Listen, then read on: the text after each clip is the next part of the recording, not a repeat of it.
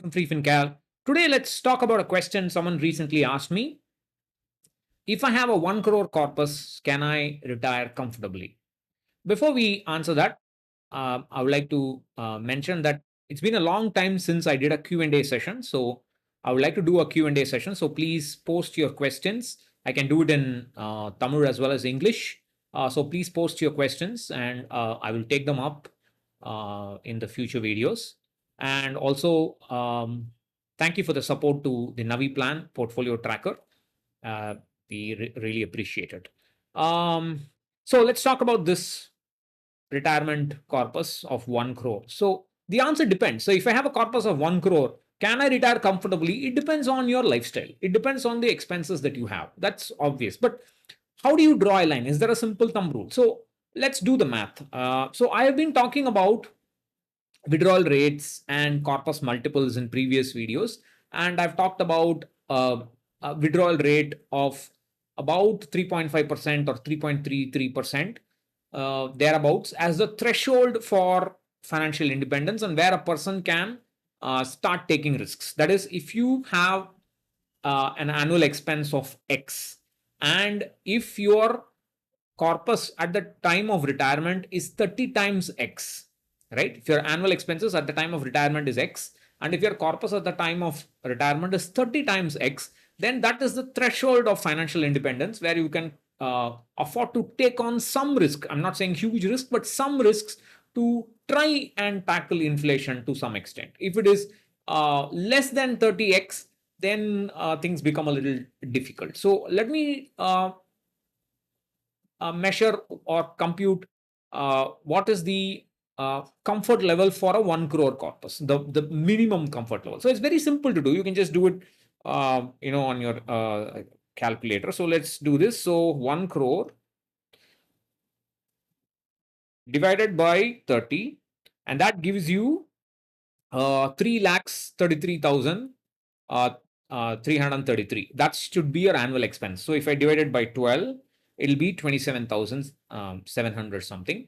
So we'll round it off to 25,000. So if your annual expenses are 25,000 or less, then you can afford to take on some kind of risk. I'm not saying huge amounts of risk, but at least a little bit of risk to try and tackle some level of inflation. But if your lifestyle is higher, if you are spending 35,000, 40,000 per month, and if you have only 1 crore corpus, then it is better to buy an annuity plan from a life insurer or post office deposits, etc., and the usual kind of safe investments that retirees talk about. So it's better to be in that kind of a level. So that's the basic threshold. It's very easy to do this calculation. So let's do this calculation for. Let's say for a 55-year-old with 1 crore corpus, the monthly spending should be 25,000 or less. But now let's turn it around and say I have a 25-year-old, and today that person is spending 25,000, right? And so let's do this math.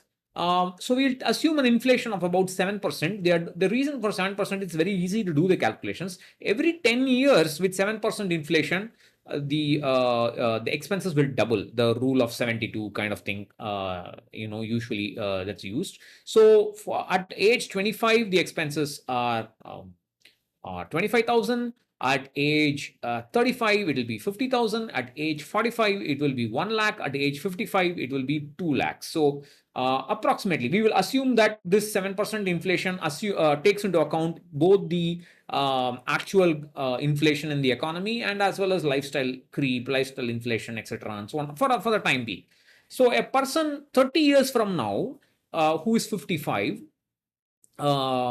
is having a monthly expenses of about 2 lakhs. So you can do the calculation again. 2 lakhs into 12 is 24 lakhs per year, and that into 30 will give you 720. So 7.2 crores. So a 55-year-old retiring with a 25,000 rupees expenses today will need a corpus of at least 1 crore. At least 1 crore. That's the threshold of taking risks. I'm not saying you can take huge amounts of risk, But at the same time, if a person who is 25 today spending the same 25,000 is going to retire 30 years from now, will need a corpus of 7 crores. So this is a standard um, in power of compounding, time value of money kind of thing. And I'm very shocked that even today, very few people appreciate these simple things. And it's very simple. You can ask AI. AI will do a great job for it. So that's all I have to say in this video. So you can do this math quickly. Just to give you. Of course, if you have a lot of expenses, if you have a lot of investments, and you have to use a proper retirement calculator, and that's a different thing. But I'm just saying, as a thumb rule for young people, when they're starting out, that's when they need to do it. And they can quickly do this calculation and just tell themselves, this is my target and I have to start investing for it. How much should they invest? At least 50% to 75% of their essential expenses. At least 50% to 75%. If they can match it, for example, I talked about the 25-year-old.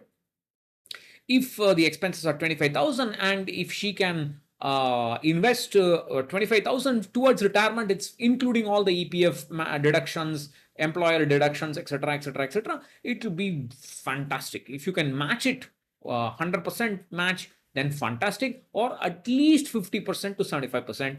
That's what you need to invest, which is why you need to be really, really, really careful when you add on new expenses in your life, when you take on new debt in your life, and so on. So this math is very simple. Anybody can do it. So like I said, please post your questions for the Q&A videos, and I will answer them to the best of my ability. Thank you. Bye bye.